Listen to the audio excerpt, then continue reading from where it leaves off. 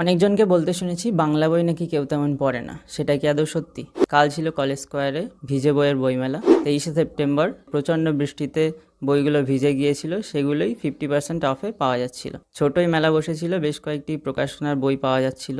আমি কিনেছি এই 3টে বই।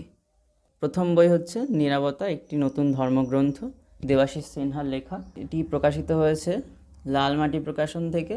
নানান দার্শনিক বিষয়, ধর্ম, রাজনীতি ইত্যাদি বিষয় এই বইটি লেখা। আর একটা বই যেটা কিনেছি, চুপি চুপি বলছি, প্রচ্ছেদ গুপ্তের লেখা। এই বইতে 18টি গল্প আছে, সম্ভবত প্রেমের গল্প। আমি এখনো পড়ে দেখিনি। আর তৃতীয় বই যেটা আছে সেটা খুবই ছোট বই, তারানাথের প্রত্যাবর্তন, তথাগত বন্দ্যোপাধ্যায়ের লেখা। এই বইটা সম্পর্কে লেখক বলছেন যে তারাদাস বন্দ্যোপাধ্যায়ের লেখনী থেমে যাওয়ার পর তারানাথের প্রত্যাবর্তন হয়েছে এই বইটা। শেষের এই বই দুটি আমি কিনেছি মিত্র ঘোষ প্রকাশন থেকে। মিত্র ঘোষ প্রকাশনে কালকে যা ভিড় হয়েছিল ভাই, লিটারেলি বই নিয়ে কাড়াকাড়ি হচ্ছে, ঠিক যেন বিরিয়ানির দোকানের লেগ পিস। জোকস অ্যাপার্ট, বইগুলি তোমাদের পড়া থাকলে অবশ্যই জানিও কেমন লাগলো।